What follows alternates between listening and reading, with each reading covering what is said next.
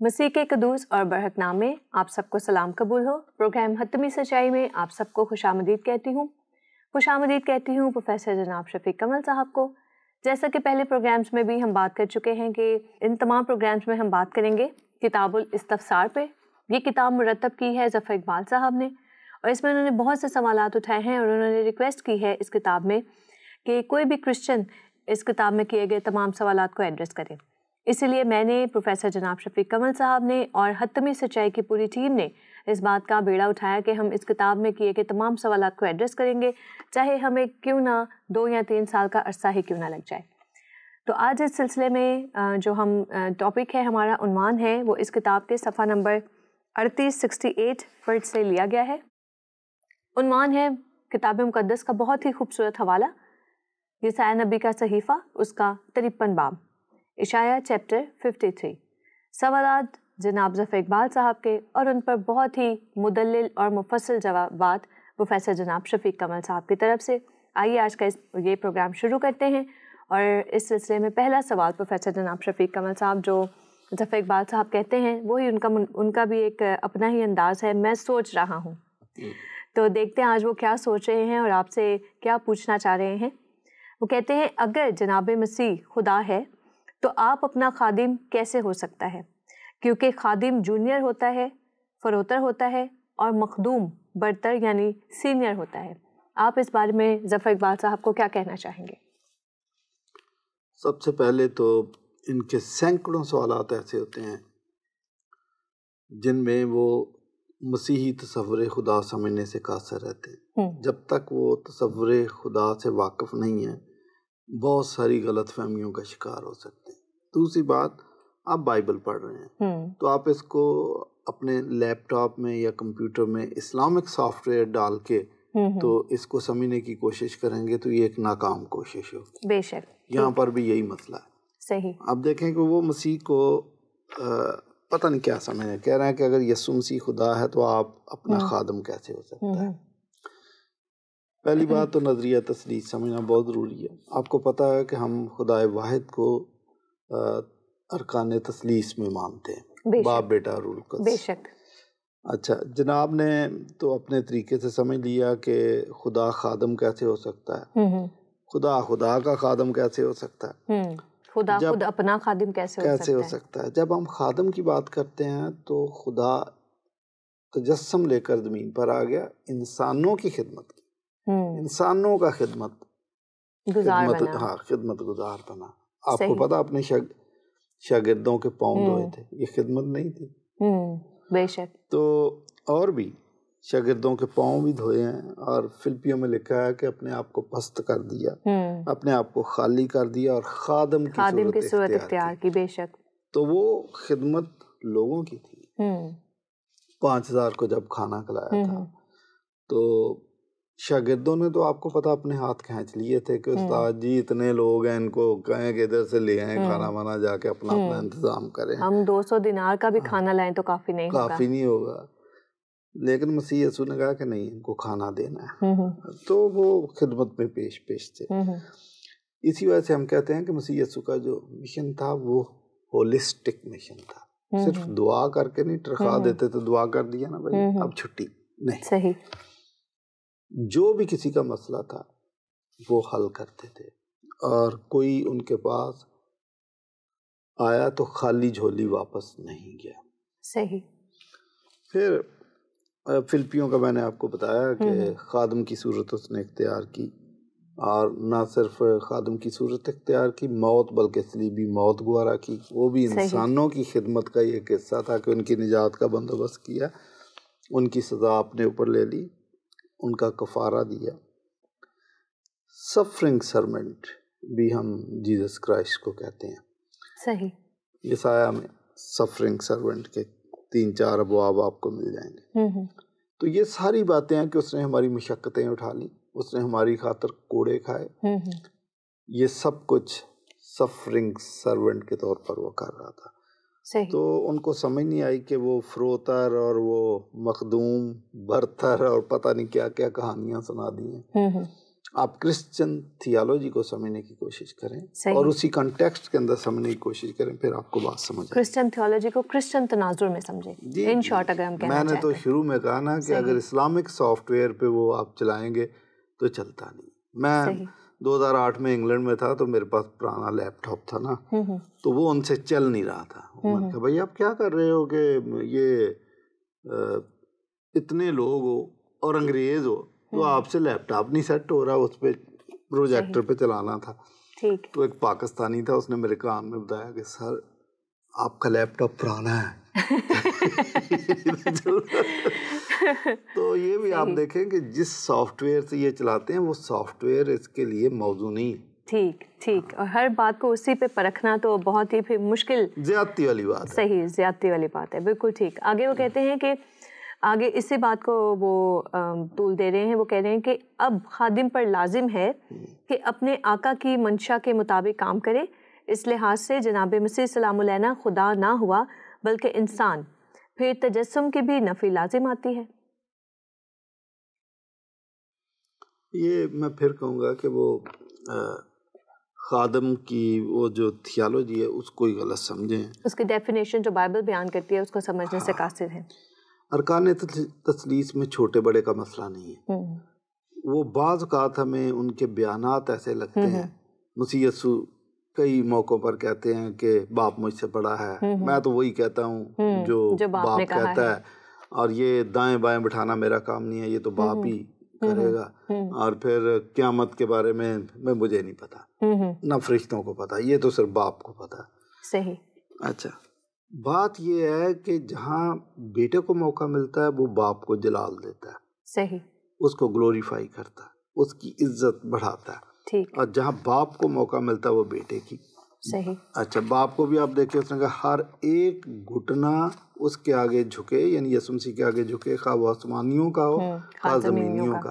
اور خدا باپ کے جلال کے لیے ہر ایک زبان اقرار کرے کہ مسیح یسوع خداوند ہے.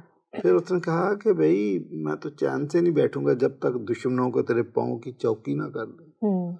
تو یہ ساری باتیں وہ ایک دوسرے کو جلال دیتے ہیں. چھوٹے بڑے کا تو مسئلہ ہی نہیں ہے کہ یہ جونیئر ہے یہ سینئر ہے.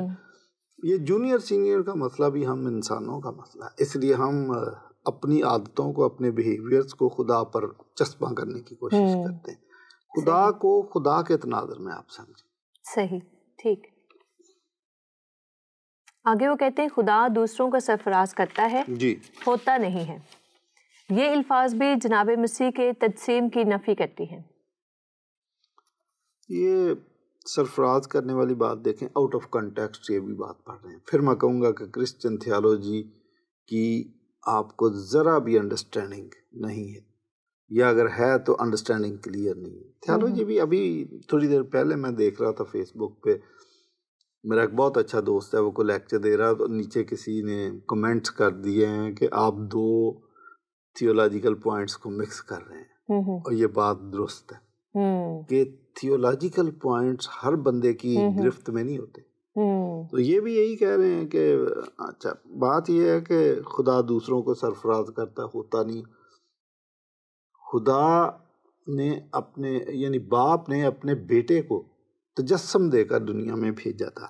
تو اس کے بارے میں بڑی کلیئر بات ہے کہ اس نے اپنے آپ کو خالی کر دیا، وہ انسانی لیول پر آ گیا اور اس نے تابعداری میں سب کچھ کیا.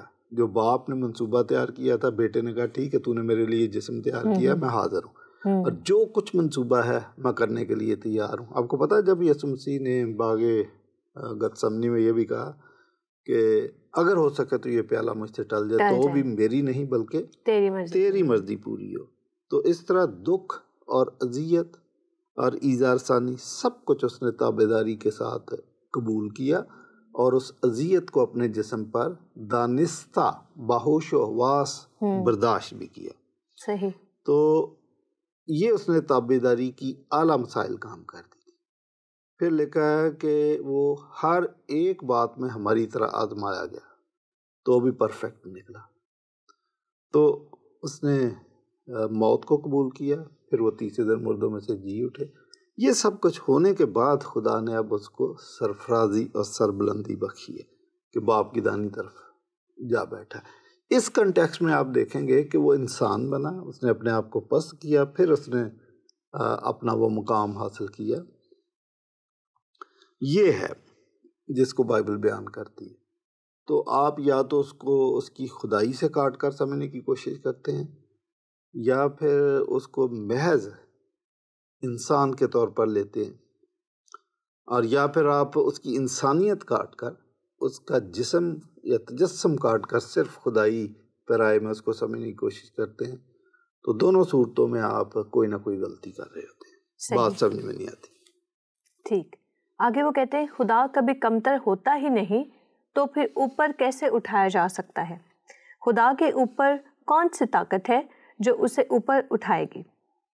آپ کیا کہیں گے اس بارے میں؟ اگین میں کہوں گا کہ جو بیسک غلطی انہوں نے شروع میں کی ہے اسی کو وہ آگے بڑھاوا دیتے چلے جا رہے ہیں. کہ پہلے آپ کوئی 6 ماہ کسی اسکالر کے قدموں میں بیٹھے نظریہ تثلیث کو سمجھیں, تو پھر آپ کو پتہ چلے گا کہ خدا کبھی کم تر نہیں ہوتا. پھر وہ اوپر کیسے اٹھایا جا سکتا ہے؟ وہ انسان بن کر زمین پہ آیا تھا تو اس لیے وہ اوپر اٹھایا جا سکتا تھا. اور پھر یہ ہے کہ اگر اس نے اپنے آپ کو پست کیا تو اس کا ایک مقصد تھا, وہ بلا وجہ نہیں ہے, اس کا مقصد تھا. اور اس کا جو کلائمیکس ہے وہ اس کی اگین سربلندی ہے, اور اس خدائی منصوبے کو عملی جامہ پہنایا. ان ساری چیزوں کو آپ دیکھیں تو پھر آپ کو مسیح یسوع کی سربلندی سمجھ آئے گی. صحیح. پھر وہ کہتے ہیں اس کی شکل و صورت بگڑ کر آدمیوں کی سی نہ رہ گئی, شکل تو آخر تک نہیں بدلی تھی. یہ میں کہہ رہی یہ آیت 53 باب کی اس آیت کا ذکر کر رہے ہیں کہ جو ہے اس کی کوئی شکل جی صورت ہے کہ ہم اس پر نظر کریں. یہ آیت 53 کا تو یقیناً یہودیوں کے لیے بھی اور بے شمار لوگوں کے لیے یہ پرابلم رہا ہے. بعض اوقات لوگ اس کو لٹرل معنوں میں لیتے ہیں, جبکہ یہ لٹرل نہیں ہے, میٹافوریکل سینس میں ان باتوں کو سمجھنا چاہیے. صحیح. یہ جو ہے اس کی شکل و صورت بگڑ گئی, یہ اس کو اس طریقے سے لے رہے ہیں کہ پہلے اس کی شکل جیسے کہ امیتابھ جیسی تھی, بعد میں متھن کی شکل نظر آنے لگی. معاف کیجیے گا کہ یسوع مسیح کے لیے, لیکن یہ میں سمجھانے کے لیے کہہ رہا ہوں, ایسا نہیں ہے. شکل و صورت بگڑنے سے مراد یہ ہے کہ جب مسیح یسوع پر تشدد کیا گیا, اس کو کوڑے مارے گئے, اس کو سلیب دی گئی, اس کے ہاتھوں میں پاؤں میں 6 انچ کے کیل ٹھونک دیے گئے, اس کو سلیب دیا گیا, جلوس کی شکل میں لے کے جایا گیا, بھاری سلیب اس کے کندھوں پر, اور اس کو کانٹوں کا تاج پہنایا گیا. یہ ساری چیزیں ایسی ہیں کہ اس دوران اس کی شکل و صورت واقع بدل گئی. مطلب اس کو انہوں نے کیا کہنا چاہیے, اپنی طرف سے اس کو انتہائی اذیت دی. تو اس کی طرف اشارہ, مسیح یسوع کی پرسیکیوشن کی طرف اشارہ. تو اس کا یہ مطلب نہیں ہے کہ سچ مچ میں مسیح کی شکل اب وہ فرق آدمی کی, وہ مسیح تھے, وہی ان کی ذات تھی, لیکن تشدد اتنا کیا گیا کہ ان کی شکل بگڑ گئی. بلکہ اولڈ ٹیسٹامنٹ میں اس کی مثال بھی یہ دی گئی ہے کہ جو پری فگر ہے مسیح یسوع کی کروسیفکشن اور صورت بدلنے کی, وہ تھی کہ سانپ کو مار کے بلی پر لٹکایا جائے. تو اب جب سانپ کو کچل دیا جائے بلی پر, اس کی شکل و صورت واقعہ ایسی نہیں ہے کہ بندہ اس کو دیکھے آئے اس کے ساتھ سیلفی بنائے, نو. تو یہی مسیح یسوع کی بات یہاں پر لکھی ہے کہ اس کی شکل و صورت بدل گئی. اور یہ تو عام سا محاورہ ہے جو ہم اپنی عام زندگی میں بھی استعمال کرتے ہیں. کوئی شخص بیمار رہتے تو ہم بعد میں کہتے ہیں آپ تو پہچانے ہی نہیں جا رہے, آپ تو تبدیل ہو گئے ہیں. تو کیا اس کا ناک لمبا تھا پہلے اب چپٹا ہو گیا ہے, یا رنگ بہت گورا تھا تو اب بالکل کالا سیاہ ہو گیا ہے؟ تو ایسا نہیں ہے, یہ شکل بالکل فرق آدمی کی ہو گئی. تو ایسا نہیں ہے, بلکہ ہم یہ تو ایک ایڈیم کے طور پر, محاورے کے طور پر ہم اپنے عام زندگی میں بھی استعمال کر رہے ہوتے ہیں. جی. تو اس میں تو کوئی ایسی کنفیوژن نہیں ہونی چاہیے. بہرحال آگے وہ کہتے ہیں کہ یہودیوں نے جناب مسیح کی ایسی کون سی بات دیکھی جو انہیں پہلے سے معلوم نہیں تھی, واضح الفاظ میں بیان کریں, اور وہ کون سی بات تھی جو یہودیوں کو نہیں بتائی گئی تھی. اگر آپ اس کا جواب اس تعویل سے دینے کی کوشش کریں گے کہ یہ بات غیر اقوام کے حق میں کہی گئی ہے, تو پھر بھی پہلے یہودیوں کو پتہ پڑتی بعد میں دوسروں کو, اور اگر یہود کو یہ باتیں جاننے کی ضرورت نہیں تھی تو پھر جناب مسیح کی آمد بھی یہود کے لیے نہیں تھی. یعنی کہ یہودیوں نے مسیح کی مخالفت ناحق نہیں کی تھی, کیونکہ ان الفاظ کی روح سے جناب مسیح یہودیوں کے لیے مسیح بن کر آیا ہی نہیں؟ بہت کمپلیکیٹڈ کویسچن ہے، انفیکٹ انہوں نے کئی سوال مکس کر دیے جی۔ پہلی بات کہ کیا یہودیوں کے لیے ایسی باتیں پہلے سے بتائی گئی تھی، اور ایسی کون سی بات تھی جو بتائی گئی تھی ان کی سمجھ میں نہیں ہے؟ بہت ساری باتیں بتائی گئی تھی جی۔ میں آپ کو بتاؤں کہ بہت ساری باتیں ایسی ہیں جو اولڈ ٹیسٹامنٹ میں تھیں لیکن یہودیوں کی دسترس سے باہر تھی، ان کو سمجھ نہیں ہے۔ ایک تو ان کی مجبوری ہے کہ ان کے پاس صرف اولڈ ٹیسٹامنٹ ہے، مطلب نیو ٹیسٹامنٹ کو انہوں نے پسند ہی نہیں کیا۔ صحیح۔ اس لیے کرنتھیوں کے خط میں لکھا ہے کہ جب تک وہ عہد نامہ قدیم پڑھتے ہیں تو ان کی آنکھوں کے اوپر پردہ پڑا رہتا ہے، بے شک۔ لیکن جیسے وہ نئے عہد نامے میں آتے ہیں، اس کو پڑھتے ہیں، تو وہ پردہ ان کی آنکھوں سے اٹھ جاتا ہے۔ اب میں آپ کو بتا دوں کہ کون سی بات ہے جو ان کو سمجھ نہیں آئی۔ ان کا کہنا یہ ہے کہ آخر کوئی ایسی باتیں تھیں جو یہودیوں کو سمجھ نہیں آئی تو انہوں نے مخالفت شروع کر دی۔ ادروائز تو بڑی کلیئر بات ہے کہ ہزاروں سالوں سے وہ مسیح کے انتظار میں تھے، تو جب مسیح آ گئے تو ان کو ویلکم کرنا چاہیے تھا، لیکن وہ اس کی مخالفت، اور نہ صرف مخالفت، انہوں نے کہا اس کو صلیب دے، اور نہ صرف یہ کہا کہ صلیب دے بلکہ یہ بھی کہا کہ اس کا خون ہماری اور ہماری نسل کی گردن پر۔ اتنی بڑی بات۔ تو وجہ کیا تھی؟ دیکھیں، وجہ 3-4 باتیں تھیں جن کی وجہ سے انہوں نے مخالفت کی، اور 3-4 باتیں تھیں جو ان کی سمجھ میں نہیں آئی۔ استثناء 18ویں باب میں اور یسایہ 35 باب میں غالباً ان دونوں جگہ پہ مسیح یسوع، اور بھی کئی جگہوں پر، کہ خدا کے خود آنے کا اندیہ موجود ہے، لیکن بہرحال یہودی اس کو سمجھنے سے قاصر ہے، ہم کیا کہہ سکتے ہیں۔ استثناء میں لکھا ہے کہ میں تیری مانند ایک نبی بھیجوں گا، یعنی میڈیٹر ایک آئے گا، میں خود ہی آؤں گا لیکن وہ انسانی شکل میں آؤں گا، اور یہ تیری اس درخواست کے مطابق ہوگا جو کوہ حورب پر تو نے کی۔ کوہ حورب پر کی تھی کہ خدا درخواستن کی تھی کہ خدا کو ہم براہ راست دیکھیں گے تو مر جائیں گے۔ آپ کو پتا کہ جب خدا آیا تو پورا پہاڑ کانپ رہا تھا، دھواں اٹھ رہا تھا، بالکل۔ تو انہوں نے کہا میڈیٹر آئے، بیچ میں میڈیٹر، خدا نے کہا اب میڈیٹر کے ذریعے میں کام کروں گا۔ وہ میڈیٹر خدا خود بن کے آ گیا تھا، انسانی شکل میں آ گیا تھا۔ یہ ظاہر مشکل بات ہے، لیکن آپ یہ نہیں کہہ سکتے کہ اولڈ ٹیسٹامنٹ میں اس کا اندیہ نہیں تھا۔ آگے یسایہ میں تو بہت کلیئر ہے کہ اس وقت میں خود آؤں گا، یہ بہت کلیئر ہے، میں خود آؤں گا، اس وقت اندھے دیکھیں گے، لنگڑے ہرن کی مانند چوکڑیاں بھریں گے، ٹھیک ہے، مردے زندہ کیے جائیں گے، وغیرہ وغیرہ، کمپلیٹ پیکج ہے۔ تو یہ اچھا، پھر جب مسیح یسوع خدائی دعوے کر رہے تھے تو یہ ان کی سمجھ سے باہر تھے، انہوں نے اس کو سمجھا نہیں، اور جب ان کو سمجھا نہیں تو ان کے خیال میں انہوں نے پھر استثناء 18ویں باب میں 2-3 آیتیں ہیں جن کی غلط تشریح کر دی۔ لکھا ہے کہ وہ آدمی نبی اگر سیلف سٹائل ہو، اپنے آپ سے دعویٰ کر دے اور میں نے نہیں بھیجا تو واجب القتل ہوگا، وہ جھوٹا ہوگا، اس کا فکر نہ کرنا۔ انہوں نے سمجھا کہ یہ خدا نخواستہ وہ نبی ہے، امپوسٹر ہے، یہ اصل نبی نہیں ہے، یہ مسیح نہیں ہے۔ جب مسیح یسوع خدائی دعوے کر رہے تھے تو وہ سمجھنے سے قاصر تھے۔ مثلا مسیح یسوع نے کہا بیٹا تیرے گناہ معاف ہوئے، اس سے پیشتے کہ ابراہیم تھا میں ہوں۔ یہ ساری وہ باتیں ہیں جو وہ سمجھنے سے قاصر تھے۔ انہوں نے کہا یہ امپوسٹر ہے، لہٰذا اس کو قتل کرنے کی بھی کوشش کی۔ یہودیوں میں ایکچولی 3 گروپ بن گئے تھے۔ ایک گروپ وہ تھا جنہوں نے اس کو امپوسٹر سمجھا اور کہا کہ اس کو صلیب دیا جائے۔ ایک گروپ وہ تھا کہ جو آنے والا مسیح تھا اس کو پہچاننے میں ہم نے غلطی کی ہے، یہ کوئی اور آدمی ہے۔ تیسرا گروپ وہ تھا جنہوں نے کہا کہ نہیں، جو آنے والا مسیح تھا وہ یہی ہے اور یہ واقعی سچا ہے، اور انہوں نے اس کو ریکگنائز کیا، اس کو خداوند مانا، دے بیکیم کرسچن۔ تو یہ ساری باتیں ہیں جن کو ظفر صاحب خود سمجھنے سے قاصر ہیں، اور الٹا بائبل پہ یہ ہم پہ الزام لگا رہے ہیں۔ صحیح، ٹھیک۔ آگے وہ کہتے ہیں کہ جناب مسیح درد و رنج سے کیسے آشنا تھے؟ 2 گھنٹے کے لیے سولی پر لٹکا شخص اس آیت کا مصداق نہیں ہے۔ درد کا، رنج کا آشنا تو وہ تھا۔ دیکھیں، بیسک اشارہ میٹافوریکل سینس میں صلیبی واقعے کی طرف اشارہ، لیکن وہ درد کا آشنا تھا کہ اپنے دوست لازر کی موت پہ رویا، ٹھیک ہے، اور پھر بنی اسرائیل کی قسم پرسی پر یا ان کے دیوالیہ پن پر بھی مسیح یسوع کی آنکھوں میں حالت زار پر اس کو رونا آیا ہے نا.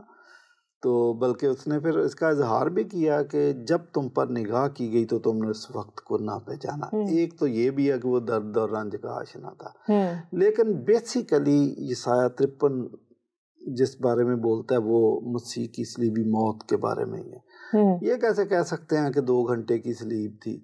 اچھا، انہوں نے تو رات کو ہی پکڑ لیا تھا، اس کے بعد مسلسل یسوع مسیح ان کے قبضے میں تھا، تو مسلسل اذیت تکلیف تھی. دیکھیں اس کی گرفتاری ایک اذیت تھی، گرفتاری کا طریقہ ہی ایک اذیت تھا. اس نے کہا میں تو دن دہاڑے ادھر پھرتا تھا، اب رات کو چوری چھپے کیوں مجھے پکڑنے کے لیے؟ ڈاکوؤں کی طرح. ہاں، پھر اس کو کوڑے لگائے، اس کی پوشاک آپس میں بانٹ لی، کانٹوں کا تاج اس کے سر پر رکھا، کندھوں پر صلیب رکھی. یہ ساری اس کو اذیت وہ دے رہے تھے. تو بالکل یہ ساری باتیں درد کا آشنا، رنج کا آشنا، اور دانستہ وہ یہ سب کچھ کر رہا تھا تاکہ کفارہ دے.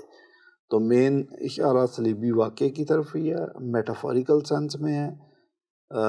ضروری نہیں ہے کہ ساری زندگی اس نے رو رو کے گزاری ہو کہ دیوار کی طرف منہ کر کے رو رہے ہیں جی، نہیں، ایسی بات نہیں ہے. وہ ایک مشن پہ آئے تھے اور اس مشن کی تکمیل کے لیے پورے کانفیڈنس کے ساتھ انہوں نے اپنی زمینی خدمت میں کام کیا. لیکن صلیبی واقعے میں بہرحال وہ رنج اور درد کے آشنا تھے، اذیت کو برداشت کیا. ٹھیک، آگے وہ کہتے ہیں، بڑا ہی انٹرسٹنگ کویشچن، مجھے بڑا انٹرسٹنگ لگ رہا ہے سر. وہ کہتے ہیں کہ جناب مسیح کو خدا کا مارا ہوا کیسے کہیں؟ جناب مسیح سلام علیہ کو خدا نے نہیں بلکہ رومیوں نے یہودیوں کے ساتھ مل کر مارا تھا.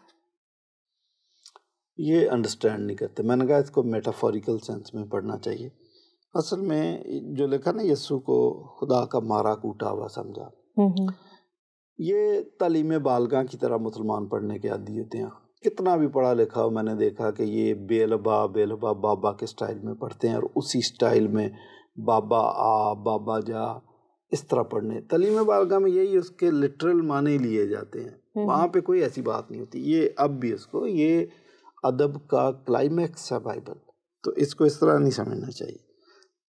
تو یہ کہتے ہیں دیکھیں یہاں لکھا خدا کا مارا کوٹا ستایا، تو خدا نے تو نہیں اس کو مارا، اس کو تو رومیوں نے مارا اور یہودیوں نے مل کر مارا. نہیں، ان کو نہیں پتا، یہ غلط کہہ رہے ہیں. یہ کانٹیکسٹ سے بھی باہر آ رہے ہیں. اس کا امیڈیٹ کانٹیکسٹ اور براڈر کانٹیکسٹ آپ کو دیکھنا. پہلی بات تو میں آپ کو بتاؤں کہ کانٹیکسٹ کے مطابق ہی یہ غلط کہہ رہے ہیں. دیکھیں پلاطوس نے جب یسوع مسیح کو کہا تو بولتا کیوں نہیں، تجھے پتا کہ میں تجھے چھوڑ بھی سکتا ہوں؟ تو اس نے کہا اور میں تجھے پکڑ بھی سکتا، سزا بھی دے سکتا. اس نے کہا کہ یہ اجازت اگر اوپر سے نہ ہوتی تیری مجال، یہ بھائی اوپر سے پلان بنا ہوا. تو اس لحاظ سے وہ خدا کا ہی مارا کوٹا تھا، یہ کفارے کا پلان بنا ہوا تھا.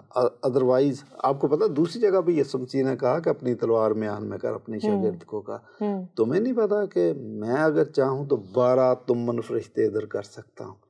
لیکن بھائی یہ خدائی پلان ہے. تو یہ اس کا براڈر کانٹیکس بھی آپ کو دیکھنا پڑے گا. اگر آپ دیکھیں گے تو آپ کو پتا چلے گا کہ واقعی خدائی اجازت کے بغیر ایسا ممکن نہیں تھا. رومی کیا کر سکتے تھے؟ پھر یہ ہمیں اکثر مذاق کرتے ہیں کہ رومیوں نے آپ کے خدا کو پکڑ لیا، بات نہیں سمجھتے. وہ ایک شاعر بڑی خوبصورت بات کہتا ہے کہ یوں تو ہم آگاہ تھے صیاد کی تدبیر سے، ہم اسیر دام گل اپنی خوشی سے ہو گئے. تو پلاطوس کی کیا مجال اور رومیوں کی کیا مجال، لیکن کفارہ دینے کے لیے یہ سب کچھ ضروری تھا. ان راستوں سے گزرنا ضروری تھا کہ چونکہ نجات کا راستہ کلوری سے ہو کر جاتا ہے، تو نجات کا جو راستہ ہے وہ صلیب سے ہو کر جاتا ہے. یہ ضروری تھا. صحیح ہے، سمپل ایسے کہنا چاہیے کہ یہ تو سب اپنا اپنا کریکٹر پلے کر رہے تھے، رول پلے کر رہے تھے. یہ بھی ہے. اچھا، دوسری بات کہ 3 فورسز کام کر رہی تھی جو ان کو پتہ نہیں ہے. میں نے اپنی کتاب صلیبی کلمات میں یہ بات لکھی ہے کہ 3 فورسز کام کر رہی تھی. یہودی یہ سمجھ رہے تھے کہ ہماری فتح ہوئی، ہم نے یسوع مسیح کو مصلوب کر دیا، لیکن ان کو یہ نہیں پتا تھا کہ دراصل یہ خدائی فورس کام کر رہی تھی اور خدائی فورس یہ کہہ رہی تھی اس کو صلیب ہونا چاہیے. تو اس لحاظ سے تو پھر یہودیوں کی ناکامی ہوئی اور خدا کی فتح ہوئی. بے شک. تیسری فورس ابلیس کی تھی. صحیح. ابلیس کی پوری کوشش تھی. اب دیکھیں یہ درمیانی بندہ بیچ میں کہ اس کو صلیب نہیں ہونی چاہیے. اس لحاظ سے یہودیوں سے رومیوں سے تو ابلیس چالاک تھا. تو وہ کہہ رہا تھا کہ اس کو صلیب نہیں ہونی چاہیے. آپ یہ دیکھیں کہ جو اس کی پلاطوس کی بیوی نے کہا یہ ابلیسیت کرنا تھا کہ اپنی بیوی کی یہ بات کبھی نہیں ڈالے گا. اور پلاطوس نے کوشش بھی کی. ٹھیک ہے. اینڈ میں وہ آپ دیکھیں اپنے ہاتھ دھو کے تو بریل ذمہ ہو گیا بھائی میرا اس سے کوئی تعلق نہیں ہے. لیکن بلوا کر رہے ہیں اس لیے اس نے آرڈر کر دیا تھا.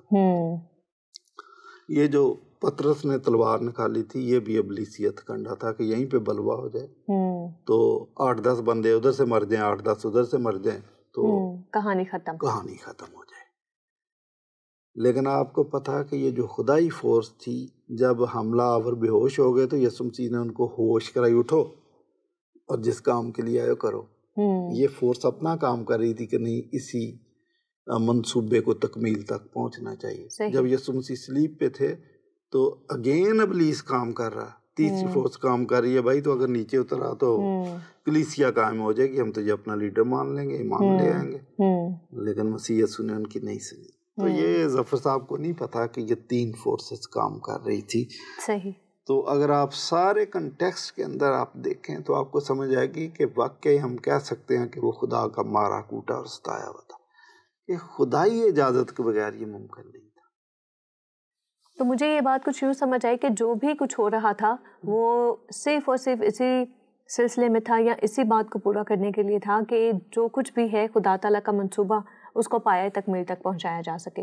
اور اس سلسلے میں جتنی بھی نیگیٹو فورسز تھیں جو کہ چاہتی تھی کہ یہ منصوبہ پایہ تکمیل تک نہ پہنچے ان تمام کو جو ہے آخر کار ہارنا پڑا, اپنی ہار تسلیم کرنی پڑی اور یہ تمام منصوبہ پایہ تکمیل تک پہنچا. ایسا ہی ہے سر؟ ایسا ہی. ٹھیک. یعنی ہر بے شک جو ہے جو کچھ بھی لکھا ہوا ہے اس کے مطابق جو ہے خدا تعالیٰ نے اپنا منصوبے کو جناب مسیح کے ذریعے سے پایہ تکمیل تک پہنچایا. بہت شکریہ پروفیسر جناب شفیق کمل صاحب. آج بھی آپ نے بہت خوبصورت اور مفصل طریقے سے ان تمام سوالات کو ایڈریس کیا. ہم آپ کے شکر گزار ہیں, آپ کا شکریہ ادا کرتے ہیں. تمام ناظرین کو شکریہ ادا کرتے ہیں جو ہمارے اس پروگرام کو دیکھتے ہیں. آج کے اس پروگرام سے میں نے یہی سیکھا کہ نہ صرف آج بلکہ یہ بہت سالوں پہلے ہی سے جب سے جناب مسیح اس دنیا میں آئے یہی کوشش کی جا رہی تھی کہ جو بھی وہ سچائی بیان کرتے ہیں اس کو یا تو توڑ مروڑ دیا جائے یا پھر اس کی جو افادیت ہے اس کو کم کرنے کی کوشش کی جائے. یہ آج سے نہیں ہے بلکہ اسی وقت سے جب جناب مسیح مخالفین اس طرح سے کر رہے تھے. جناب مسیح کے مخالفین تب سے ہی جب جناب مسیح اس دنیا میں تھے پھر آسمان پر اٹھائے گئے, آسمان پر گئے, تب سے ہی لوگ اس الہی منصوبے کی خدا کے پاس جانے کی منصوبے کی مخالفت کرتے چلے آ رہے ہیں. اور آج یہودی اور مسلمان پورے طور پر اس کوشش میں ہوتے ہیں کہ کس طرح سے یسایا نبی کے صحیفے میں لکھے گئے اس 53 باب کو کنٹروورشل بنایا جا سکے. ایک بار پھر وہی دعوت حتمی سچائی کو قبول کیجئے اور حتمی سچائی یہی ہے کہ جناب مسیح ہم سے بہت پیار کرتے ہیں اور خاص طور پر روزوں کے ایام میں ہم اپنے آپ کو تیار کریں اور پھر سے جناب مسیح کی محبت کا تجربہ کرنے کے لائق بن سکیں. اسی دعا کے ساتھ مجھے پروفیسر جناب شفیق کمل صاحب کو دیجیے آج کے اس پروگرام سے اجازت دیجیے. اگلے پروگرام میں پھر سے بات کریں گے کتاب الاستفسار پر اور مزید استفسار کریں گے اس کے بہت سے سوالات پر. خدا حافظ.